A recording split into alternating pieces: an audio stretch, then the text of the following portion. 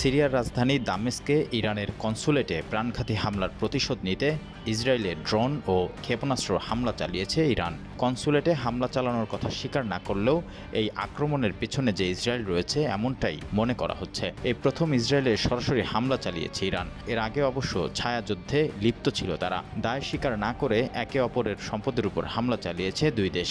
এই আক্রমণের তীব্রতা আরও বৃদ্ধি পেয়েছে গাজায় যুদ্ধ শুরু হওয়ার পর থেকে। ইরান এবং ইসরায়েলের যাদের একসময় সুসম্পর্ক ছিল তাদের এই সম্মুখ সমর পুরো বিশ্বের কাছে এখন চিন্তার বিষয়। 1979 সালে ইসলামিক বিপ্লবের আগে পর্যন্ত এই দুই দেশ ছিল মিত্র অবস্থানে। তারপর ইরানে এমন একটি শাসন ব্যবস্থা আসে যারা ইসরায়েল বিরোধিতাকে আদর্শের একটা গুরুত্বপূর্ণ অংশ হিসেবে ব্যবহার করে এসেছে। ইসরায়েলের অস্তিত্বের অধিকারকেই স্বীকার করতে চায় না ইরান, উল্টো তাদের নির্মূল করতে চায়। দেশটির শীর্ষ নেতা আয়াতুল্লাহ আলী খামেনি এর আগে ইসরায়েলকে ক্যান্সারযুক্ত টিউমার বলে বর্ণনা করেছিলেন। একই সঙ্গে বলেছিলেন ওই দেশকে নিঃসন্দেহে নির্মূল ও ধ্বংস করা উচিত।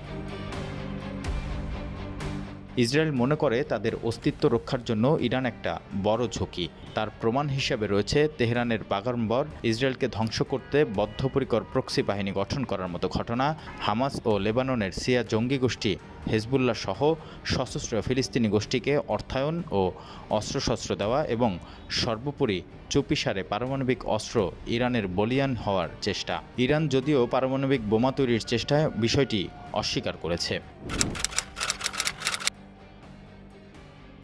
আমরা প্রতিহত করেছি, আমরা বাধা দিয়েছি, একই সঙ্গে আমরা জয়ী হব।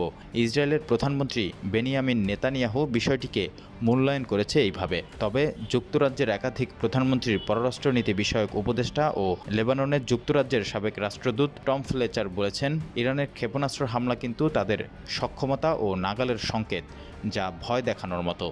একই সঙ্গে তিনি হুঁশিয়ারি করে জানিয়েছেন, ইরান ও ইসরায়েল নেতারা নিজেদের দেশে চাপের মুখে রয়েছে, আন্তর্জাতিক সমালোচনার সম্মুখীন হচ্ছে এবং স্পষ্টতই তারা আগুন নিয়ে খেলতে প্রস্তুত। তবে তিনি জানিয়েছেন, ইরানের নজিরবিহীন আক্রমণ সতর্কতার সঙ্গে তৈরি করা একটি পরিকল্পনা।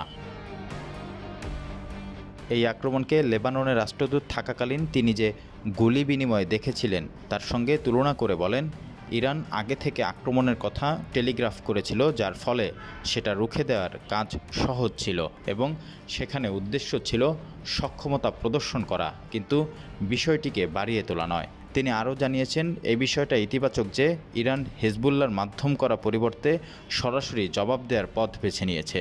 অন্যদিকে ইসরায়েলের অনেকেই সীমান্ত থেকে লেবাননের সশস্ত্র গোষ্ঠীকে সরিয়ে ফেলতে সামরিক বাহিনীকে সংঘাত বাড়ানোর আহ্বান জানিয়েছেন। চ্যাথাম হাউস থিঙ্ক ট্যাঙ্কের সানাম হাকিম বলেছেন, এই প্রথম ইরান সরাসরি ইসরায়েলের সার্বভৌমত্ব লঙ্ঘন করেছে। এই আক্রমণ স্পষ্টতই সতর্কতার সঙ্গে পরিমাপ করে নেয়ার পরই করা হয়েছে, যার নিশানায় ছিল সামরিক স্থাপনা এবং আক্রমণের ফলে যেন ক্ষয়ক্ষতির পরিমাণ বেশি না হয় বা কেউ আহত না হয় সেটা নিশ্চিত করা হয়েছিল।